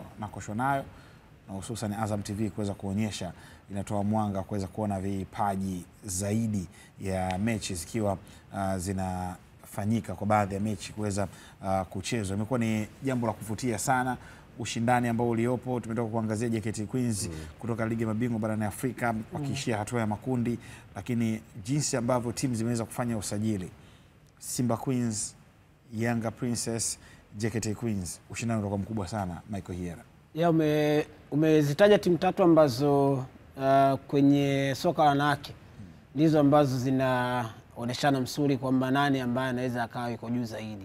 Japo kwenye hizo timu tatu ambazo unazitaja, utahitaja JKT pamoja na Simba Queens kama timu ambazo tayari zimeshafanikiwa kwa maana kuchukua mataji katika nyakati tofauti. Yanga Princess ndio hawa wanakuja, kuna wakati unaona style ya kucheza inafurahisha, jinsi ambavyo Mourinho anajaribu kuitengeneza timu kwa maana ya Edna Lema. Inakuja kwenye kipindi ambacho inafanya vizuri. Kinachoshindikana kwao ama kilichokosekana kwao ni kwa kile statement kwamba angalau tunataji moja ambalo tumelipata la ligi kuu.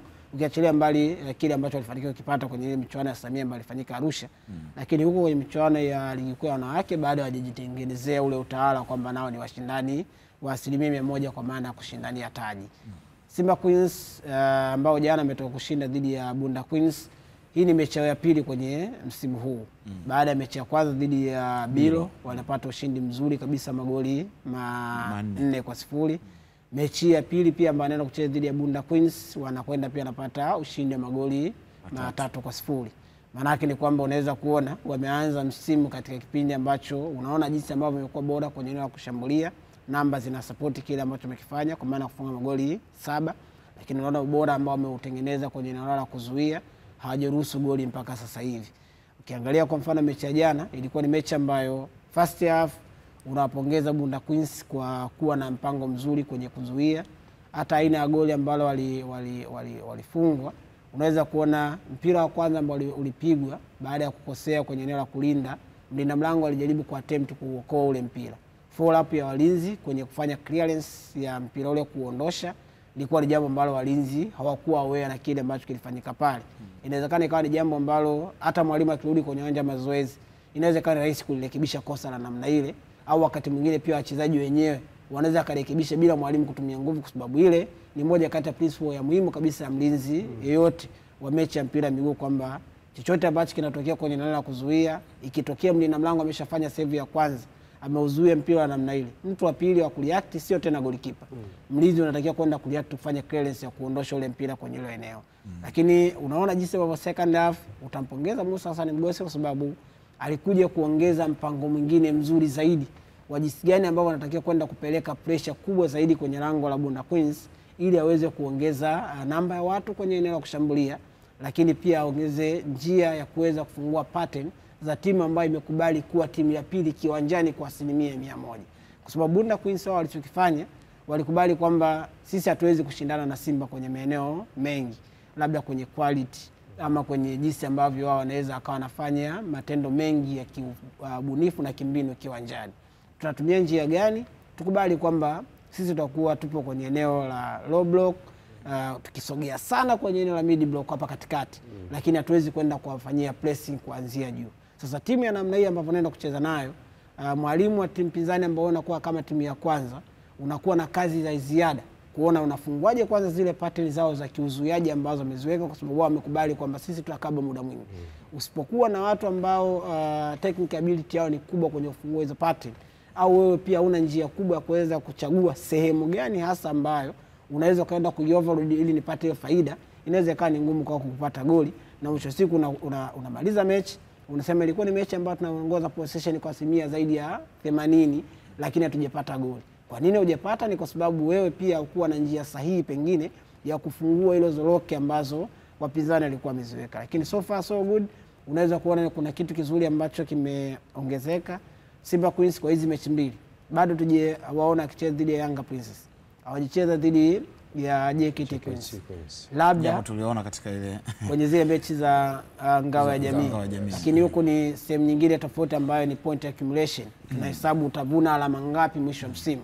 Nafikiri Simba wanaweza kawa na matamanio ya kuona kwamba tunaenda kufanya vizuri kwenye michuano ya ligi ya ndani, lakini pia kwenda kufanya vizuri kwenye ligi ya mabingwa barani Afrika. Kwa hiyo kwa hicho ambacho ameanza nacho, unaweza kawa unapongeza kwamba umekuwa ni mzuri ambao ameanza nao, lakini hata style pia kucheza kama ameweza kupata maswali magumu hasa kwenye mechi jana, kiacha ya Bilo hii ambayo amecheza dhidi ya Bunda Queens, na kuweza kuunlock yale maswali ambayo ameulizwa, pengine watasubiria kuona atakapokutana na zile timu ambazo zinaweza kazi zina ushindani sawa kwenye quality na vitu vingine, wataweza kuwa na majibu ya namna gani ili kuweza kujithibitishia kwamba anaweza kana ya shindani na kuweza kuchukua taji. Shukrani sana Michael Hiera. Lakini kwa wakati huu hapa, miongoni mwa kitu ambacho kinasubiriwa sana na kinapendwa sana ni kuhusiana na ligi kuu ya NBC, ambapo baada ya kupisha kalenda ya michuano ya kimataifa ama kalenda ya FIFA, hatimaye ligi kuu ya NBC inarejea tena rasmi hapo kesho kwa michezo miwili kuchezwa, ambapo mchezo wa mapema zaidi Kinondoni Municipal Council wao chini ya Brazil Baxilio Maximo watakuwa wanawakaribisha JKT Tanzania chini ya kocha Ahmad Ali. Sasa kuelekea katika mchezo wa hapo kesho, timu zote mbili wanazungumza na waandishi wa habari, na wakati huu tuungane na sports lady wa viwango kabisa Khadija Khalifa kutujuza nini ambacho makocha wanachokizungumza kuelekea katika mchezo wa hapo kesho. Letea hapo mkutano ambao JKT Tanzania anakwenda kupambana na KMC akiwa nyumbani katika uwanja KMC Complex. Mimi ni Saidi Salim Msomi, nipo sambamba na Michael Hiera pamoja na Gorised Muro. Nakumbuka kwamba kesho wakati ligi kuu ya NBC inarejea, michezo miwili ambayo itachezwa. Mchezo mapema ni kati ya KMC dhidi ya JKT Tanzania, lakini hapo baadaye itakuwa ni mchezo kati ya Namungo Football Club the Southern Killers wauaji wa kusini chini ya Juma Ramadhani Mgunda Pep Guardiola kutokea jini Tanga, pamoja na Ngawina wakiwa wanapambana dhidi ya Dodoma Jiji Football Club chini ya kocha Amani Josia pamoja na Vincent Mashami kutokea nchini Rwanda. Lakini kwa wakati huu hapa tuelekee katika joto la Afrika kuangazia taarifa mbalimbali kutokea katika bara Afrika.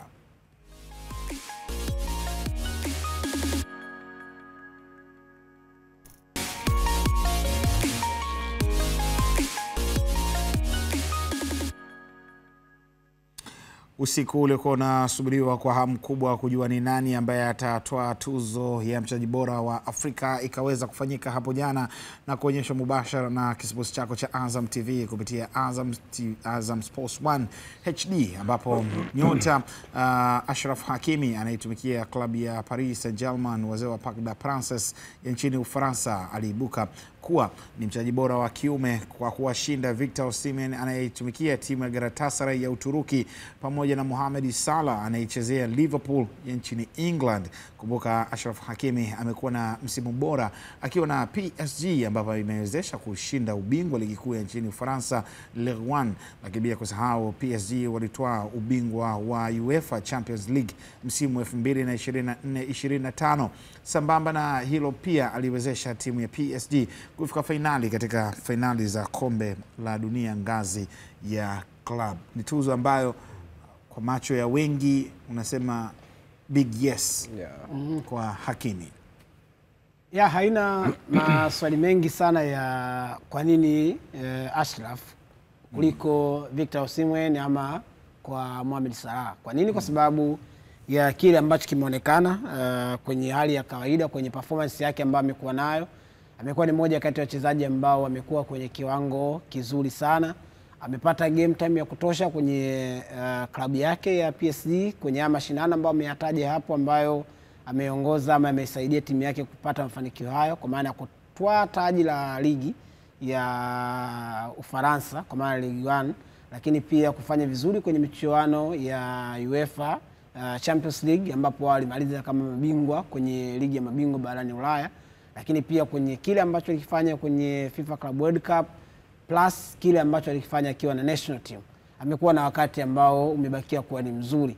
Na ukijaribu kuangalia washindani wake, Victor Osimhen yeye alikuwa anaingia hapa kama mtetezi. Kwa maana alichukua tuzo hiyo kwenye mwaka uliopita 2024. Yeye alipokea tuzo kutoka kwa Nigeria mwenzake Ademola Lookman wakati ule. Lakini ukiangalia kwa wakati huu, ukimwangalia Victor Osimhen kile ambacho amekifanya iwe na Galatasaray ama kwenye ngazi ya timu ya taifa kwa maana ya Nigeria, over kile ambacho amefanya Achraf Hakimi, unasema Achraf alikuwa bora kuliko Victor Osimhen. Ukiangalia kile ambacho amekifanya Mo Salah kwenye klabu ya Liverpool pamoja na Misri kwa maana ya national team, bado unamuona Achraf Hakimi pia akiwa kwenye wakati ambao ulikuwa ni mzuri zaidi. Kwa hiyo ni tuzo ambayo hauoni kama ilikuwa na mashaka kwenye eneo lolote kwamba pengine kuna mtu mwingine zaidi ambaye alikuwa ana deserve kuichukua tuzo hii zaidi ya huyu ambaye ameweza kuipata tuzo hii. Na unaweza kusema ni moja kati ya tuzo ambayo inaweza ikawa haizui maswali mengi sana. Pengine ni kwa sababu ya vitu vingi. Inawezekana kwenye kipindi cha nyuma wakati nomination ile ya mwisho inaingia jina kama Samuel Eto'o, huko anaingia Didier Drogba, atule. Unasema hawa wachezaji watatu nani anachukua hiyo tuzo? Inaweza ikawa ni wakati wa kujiuliza maswali magumu. Ama nyuma kidogo wakati wa Mo Salah pamoja na Sadio Mane, unasema nani ambaye anaweza akachukua hiyo tuzo? Watatu ambao anaongezeka hiyo ni Pierre-Emerick kama mtu mwingine ambaye ataongezeka. Riyad Mahrez aliongezeka hapo. Unasema hawa wanaweza akawa na wanasindikiza, lakini hawa wawili wanaweza akawa ni washindani wa karibu sana. Lakini msimu huu unamwona yeye ni kama alikuwa anajitenga mbali na wenzake ambao walikuwa wanafukuzia tuzo ya mchezaji bora barani Afrika. Sawa, wakati hiyo ikiwa ni ya Hakimi. Kwa upande wa wanawake, nyota wa Al Hilal ya Saudi Arabia na timu ya taifa ya Morocco Ghizan Shabak, yeye alishinda tuzo ya mchezaji bora wa Afrika akimaliza utawala wa muda mrefu wa Asisat Oshoala wa Nigeria. Ghizal aliwashinda Rashid Aji Bade wa PSG na Sanaa Msoud wa Esfar Rabat ya Morocco. Hii tuzo Asisat Oshoala ni kama lidominate kama ya kwake kama ya kwake na msimu mwaka jana Ademola na yeye Asisat Oshoala. Lakini nadhani Asisat Oshoala Nigeria Super Falcons nadhani kidogo hivi imemwangusha, lakini na yeye pia hajawa yeye mwenyewe pia hajawa kwenye kiwango kile cha kwake kizuri. Sawa. Wakati hayo ikiwa ni kwa upande wa tuzo ya wanawake, tuzo nyingine ambayo ilikuwa ina mvuto mkubwa wa kuweza kusubiri ni nani angeweza kushinda, ilikuwa ni tuzo ya mchezaji bora wa ndani wa CAF, ambapo tuzo hii akaweza kushinda nyota kutoka DRC Fiston Kalala Mayele na kuwa mchezaji bora wa ndani na kuwabwaga nyota Osama Lamlui wa RS Berkane na mchezaji mwenzake Mohamed Chibi. Wakati jana nilikuwa na kaka mkubwa Mahmoud bin Zubair, ndio tulikuwa tunaangazia nani wa kushinda hii tuzo. Ukiangalia kwa Fiston Mayele alikuwa ni mfungaji bora wa ligi ya mabingwa barani Afrika, akawezesha Pyramids kushinda ubingwa kabisa. Lakini tukaenda kwa Osama Lamlui, top scorer wa Confederation, kombe la shirikisho, lakini pia akawa top scorer wa CHAN. Wakawa 2 kwa Osama Lamlui, 1 kwa Fiston Kalala Mayele. Lakini tukaenda tukasema hawa si walikutana katika Super Cup.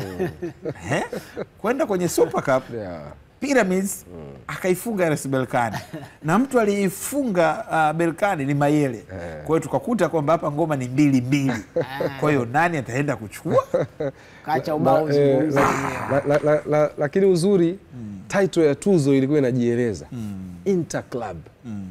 Kwa kuna wakati Morocco ya chani ya Lamlawi ilikuwa kama vile kuna wakati unabidi uiache pembeni, kwa sababu inazungumzwa Interclub Player of the Year, kwa maana ni mchezaji bora kwa ngazi ya club. Nini ambacho zaidi umekifanya kwa upande wa club? Yes, by the way, Osama Lamlawi amekuwa na mwaka bora sana. Inawezekana kwenye vitabu vyake vya kumbukumbu akaandika historia nzuri sana mwaka 2025. Bingwa RS Berkane, ubingwa wa Morocco, top scorer kote kote. Lakini kwa Fiston nafikiri inawezekana katika miaka ama misimu ambao imebakia kuwa bora kwake ni 24-25 na 22-23. 22-23 walikuwa top scorer wa shirikisho. Lakini Young Africans ilifika finali, hawakuchukua ubingwa kwa kanuni zile za bao la ugenini, aggregate ikiwa ni 2-2, sio? Lakini ubingwa wa kwanza kabisa wa maisha ya Pyramids kwenye Champions League tangu uwekezaji wao uanze kufanyika zaidi ya miaka 6-7 imepita sasa. Inawezekana ilikuwa ni statement ya juu zaidi. Kuchukua ubingwa wa shirikisho kwa Berkane, inawezekana walishafanya kadhaa, kina Youssef El Fahali, sasa hivi yuko FAR Rabat, wameshafanya hao kina Yusufu Dayo. Haimaanishi ukifanya itakuwa ni credit ya kawaida, lakini ile picha inayojengeka kwa Pyramids, Champions League inabakia kuwa ndio top tier. Ndio michuano mikubwa zaidi ya vilabu barani Afrika. Uzito wake unakwenda moja kwa moja. Samata kati anachukua tuzo hii, Mazembe walikuwa mabingwa wa Champions League. Kwa hiyo unaweza ukaona ukiwabato wachezaji wawili kwenye tuzo, mmoja amechukua ubingwa wa shirikisho na top scorer shirikisho, na mmoja ni top scorer Champions League na ubingwa wa Champions League, bado nafikiri kwenye upande wa Champions League uzito unakuwa ni mkubwa zaidi, na ndio maana Fiston Mayele amefanikisha na ametengeneza rekodi nyingine ya kuvutia zaidi. Huyu ni Mkongomani ambaye alishaini kwenye ardhi ya Tanzania, ana tuzo ya mchezaji bora kwa wachezaji wa ndani. Samata ni Tanzania ambaye alishaini kwenye ardhi ya Kongo na alipata tuzo ya mchezaji bora wa Afrika kwa wachezaji wa ndani. Kwa hiyo imefanyika kama cross multiplication fulani, makato ambayo haya mataifa mawili Kongo na Tanzania yamekuja kukutana kwenye hichi kitu ambacho Mayele amekwenda kuwakilisha kwa kiwango cha juu na deserve kabisa. Cross multiplication. Sisi kwa tunaita cross matap. yote kwa sababu ya kuweza kufahamu tu. Tuangazie takwimu za Fiston Kalala Mayele katika msimu 2024-25, mechi 10, dakika 860, magoli 6, jumla mashuti 24, mashuti ya lenga lango ni 8, mashuti ya ndani ya box ni 20, lakini akaenda mbali zaidi na mashuti ya nje ya box ni 4, kikosi bora cha wiki mara 2. Hongera sana Fiston Kalala Mayele, miongoni mwa watu waungwana sana ambao charming kuongea na kuzungumza na kadhalika. Tuangazie taarifa nyingine ambapo kwenye tuzo ya golikipa ilikwenda kwa upande wa golikipa bora wa Afrika kwa wanaume, ilikwenda kwa golikipa Yasin Bonu wa Al Hilal ya Saudi Arabia na Morocco, na alishinda tuzo hii akiwa piko Munir Mohamed wa RS Berkane pamoja na Lonnie Williams wa Mamelodi Sundowns, nikawa najiuliza Yasin Bonu kuna kitu gani cha kujivunia kwake kwenye msimu 2024-25? 24-25 ligi wamechukua Al Ittihad. Yeye sio bingwa wa ligi ya Saudi Arabia. Umeenda kushiriki FIFA Club World Cup nusu finali. Waliishia kwenye hatua ya nusu finali. Nusu finali. Yes. Kwenye kikosi cha timu ya taifa anaitwa. Yeye ni moja kati ya walinda milango ambao wapo kwenye kikosi. Na Morocco haikufika mbali Tanzania once. Kama Tanzania One ya kubwa anaitwa pia timu ya taifa. Na Morocco haikufika mbali. Yaani ndio maana nasema hii tuzo nyie vipi? Mnasubiri labda nisitoe mimi mawazo yangu. Nyie kwenu vipi? Nafikiri inaweza ikawa na mjadala kiasi kwa sababu ya kile ambacho washindani wako ikiwa wamekifanya na yeye alichokifanya kwenye level ya mafanikio yale ya moja kwa moja, kuonekana kwamba nini ambacho alikiachieve baada ya vyote ambavyo vimefanyika. Ndio maana hapo wakati tunaanza unazungumza kuhusiana na kile ambacho ameisaidia klabu ambayo alitumikia kwa maana Al Hilal, kama ni kwenye Esam Haidari, wa Misri anatoa ile tuzo.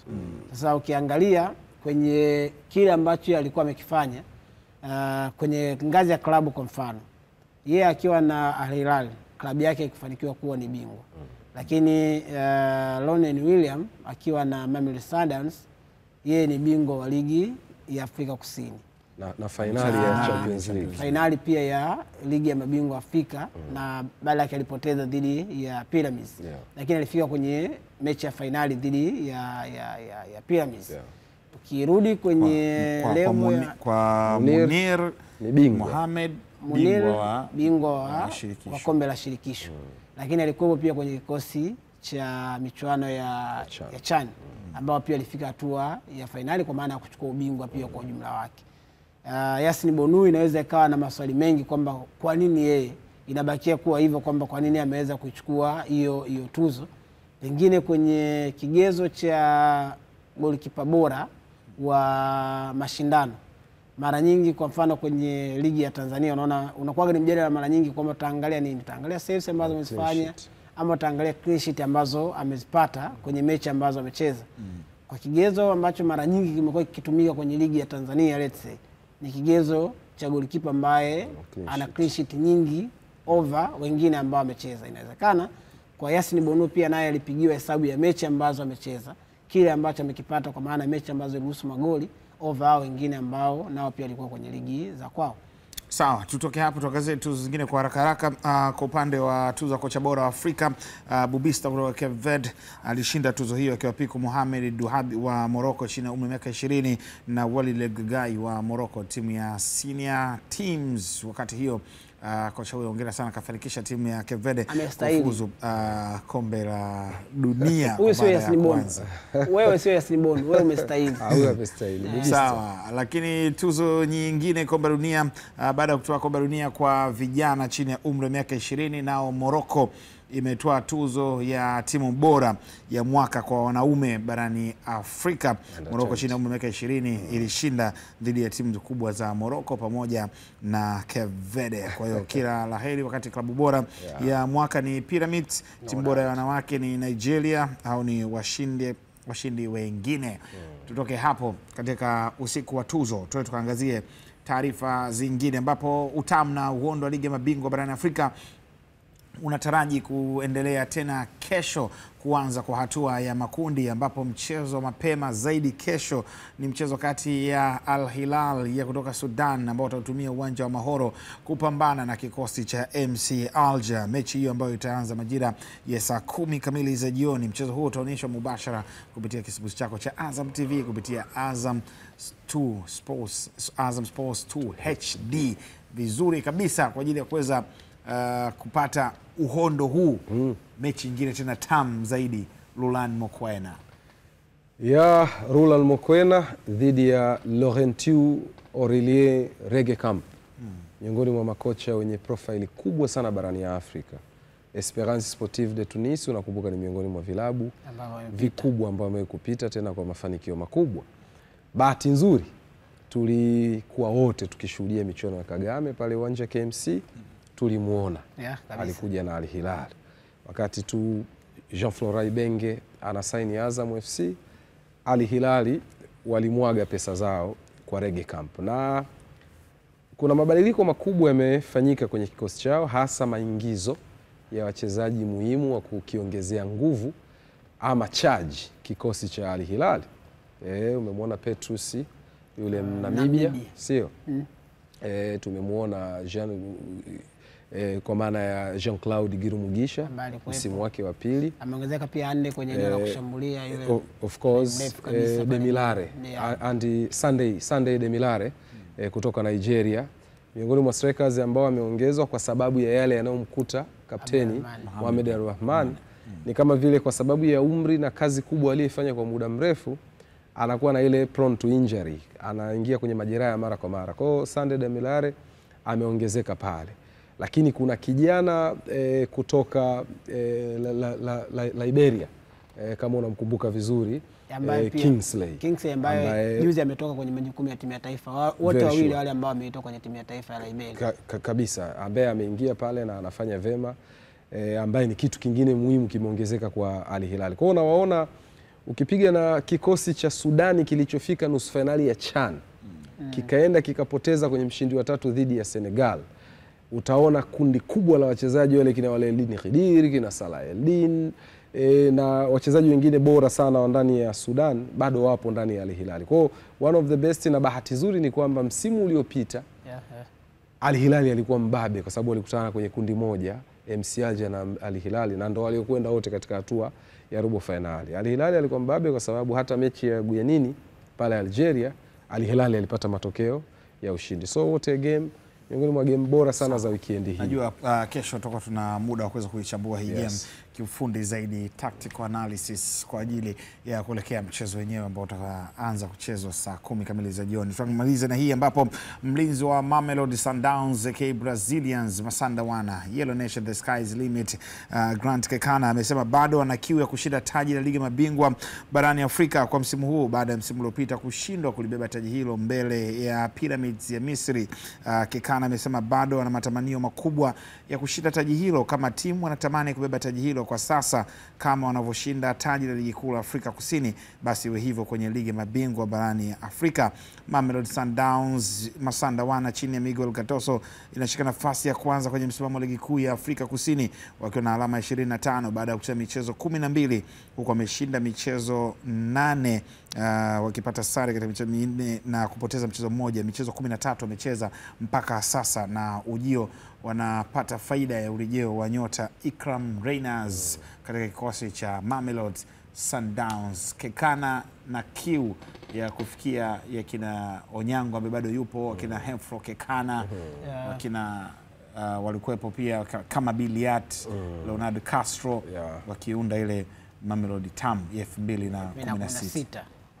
Ni moja kati ya deni ambalo makocha wengi ambao wanapita kwenye kikosi cha Mamelodi Sundowns wanatamani kwenda kulilipa kwa kile ambacho Pitso Jingo alifanya 2016.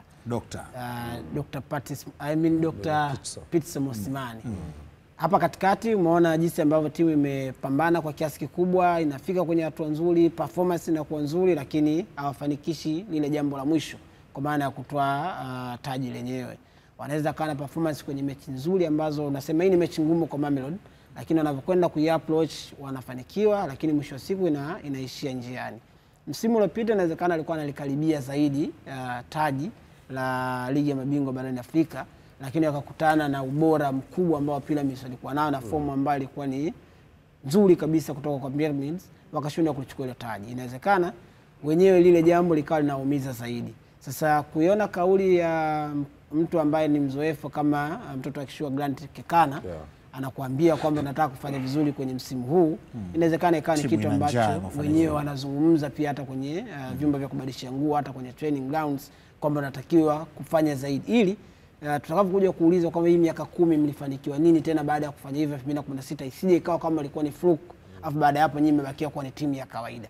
Kwa nao pia na deni kwamba kabla tujaondoka angalau tuwe pia tumefanya vizuri kwa maana ya kuchukua taji ambalo linabakia kuwa deni achilia mbali kuchukua PSL na michuano mingine. Na ile taji pekee ambao wanalo la ngazi ya Afrika ni ile African Football League pekee yake tu AFL. Sawa, hayo ni kuhusiana na Mamelodi Sundowns, na yenyewe pia tutakuja kuwajadili kwa sababu mechi yao wanacheza dhidi ya St. Louis Lupopo, mechi kisha Jumamosi katika uwanja wao nyumbani wa Loftus Versfeld, mechi ambao ni tamu kweli kweli, muda ambao utakuwa unaangazia Young Africans akiwa anacheza dhidi ya FAR Rabat.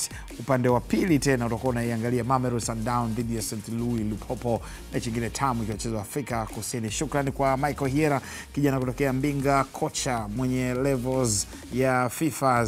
Yupo 15, anafundisha 16, 18, 19, 17, haieleweki, inategemea na cheti chake unamhitaji katika sehemu gani. Lakini pia yupo Gabriel Muro, mzee wa Ikolebe Interse. Tulikuwa naye wote hapa. Mimi ni Said Salim Msumi, tunakwenda mapumziko. Tukirejea tutakuja kuangazia zilizobamba katika michezo mingine, lakini zilizobamba mitandaoni pamoja na The Pitch.